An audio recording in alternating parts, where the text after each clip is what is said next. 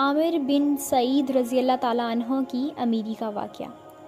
خالد بن معدان کہتے ہیں حضرت عمر بن خطاب رضی اللہ تعالیٰ عنہ نے حمص میں ہمارا والی حضرت عامر بن سعید رضی اللہ تعالیٰ عنہ کو بنایا۔ جب حضرت عمر بن خطاب رضی اللہ تعالیٰ عنہ حمص تشریف لائے تو پوچھا، اے حمص والو، تم نے اپنے عامل کو کیسا پایا؟ انہوں نے آپ رضی اللہ تعالیٰ عنہ کی شکایت کی، اور حمص کو چھوٹا کوفہ کہا جاتا تھا کیونکہ یہ اپنے عاملوں کی شکایتیں کیا کرتے تھے۔ حضرت عمر رضی اللہ تعالیٰ عنہ نے پوچھا، کیا شکایت ہے؟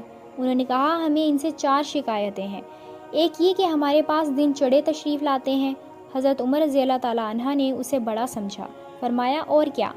انہوں نے کہا، رات کو کسی کی بات نہیں سنتے۔ آپ رضی اللہ تعالیٰ عنہ نے فرمایا، بڑی بات ہے۔ پھر فرمایا، اور کیا؟ انہوں نے کہا، مہینے میں ان کا ایک ایسا دن آتا ہے جس میں وہ ہم میں تشریف ہی نہیں لاتے۔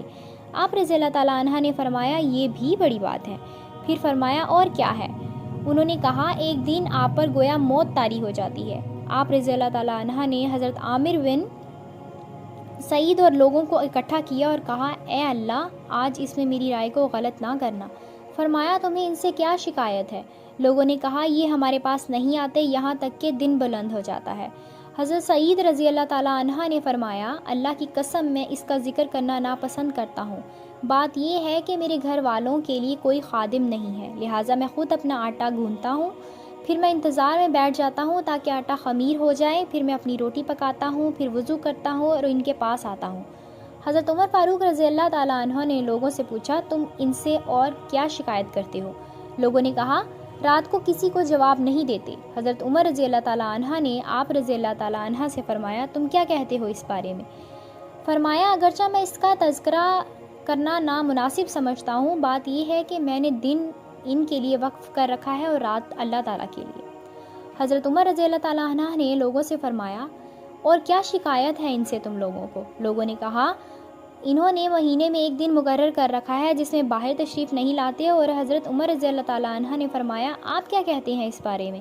فرمایا، نہ تو میرے پاس خادم ہے جو میرے کپڑے دھوئے، اور نہ دوسرے کپڑے ہیں جو میں بدل لوں، اس لیے میں کپڑے دھو دھو کر گھر میں بیٹھا رہتا ہوں، حتیٰ کہ جب وہ خشک ہو جاتے ہیں تو انہیں مل کر صحیح کر لیتا ہوں، پھر دن کے پچھلے حصے میں ان کے پاس آتا ہوں۔ حضرت عمر رضی اللہ تعالیٰ عنہ نے فرمایا، تمہیں ان سے اور کیا شکایت ہے؟ لوگوں نے کہا، ایک دن ان پر بے ہوشی طاری ہو جاتی ہے۔ حضرت سعید رضی اللہ تعالیٰ عنہ نے فرمایا، میں مکہ میں حضرت خبیب بن ساری رضی اللہ تعالیٰ عنہ کی موت کے وقت موجود تھا۔ قریشیوں نے ان کے گوشت کو چیرے دیے، پھر انہیں کھجور کے تنے پر لٹکایا اور کہا، کیا تم پسند کرتے ہو کہ تمہاری جگہ حضرت محمد صلی اللہ علیہ وسلم نعوذ باللہ ہوں؟ انہوں نے کہا، اللہ کی قسم، میں اپنے اور اپنے اہل و اولاد کے بدلے حضرت محمد صلی اللہ علیہ وسلم کو ایک کانٹا چبھنا بھی پسند نہیں کرتا۔ پھر انہوں نے آواز لگائی، یا محمد صلی اللہ علیہ وآلہ وسلم۔ لہٰذا جب میں اس دن کو اور اس حال میں ان کی مدد نہ کرنے کو یاد کرتا ہوں، حالانکہ میں اس وقت مشرک تھا، اللہ تعالیٰ پر ایمان نہیں رکھتا تھا، مگر میں گمان کرتا کہ اللہ تعالیٰ اس گناہ کی وجہ سے مجھے کبھی نہیں بخشے گا، تو اس وجہ سے مجھ پر شدید غم طاری ہوتا ہے۔ یہ جوابات سن کر حضرت عمر فاروق رضی اللہ تعالیٰ عنہ نے فرمایا، سب تعریفیں اللہ کے لیے ہیں جس نے میری فراست کو غلط نہیں کیا۔ بعد میں حضرت عمر رضی اللہ تعالیٰ عنہ نے آپ کی طرف 1000 دینار بھیجے اور فرمایا، اپنے کاموں میں ان سے مدد لو۔ حضرت سعید رضی اللہ تعالیٰ عنہ کی اہلیہ نے کہا، اللہ کا شکر ہے جس نے ہمیں آپ کی خدمت سے بے پرواہ کر دیا۔ آپ رضی اللہ تعالیٰ عنہ نے فرمایا، کیا تمہیں اس سے بہتر کی رغبت ہے کہ ہم یہ دینار اسے دے دیں جو ہمارے پاس آئے اور ہم سے زیادہ محتاج ہیں؟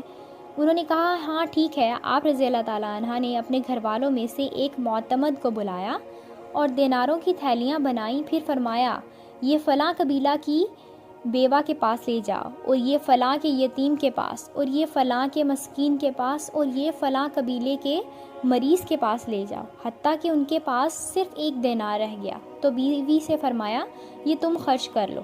پھر آپ اپنے کاموں میں مصروف ہو گئے۔ اہلیہ نے کہا، کیا ہم اپنے لیے خادم نہ خرید لیں؟ اس مال کا کیا ہوگا؟ فرمایا، جس ضرورت کی حالت میں تم ہو، عنقریب اس سے زیادہ حاجت مندی کی حالت پیش آنے والی ہے۔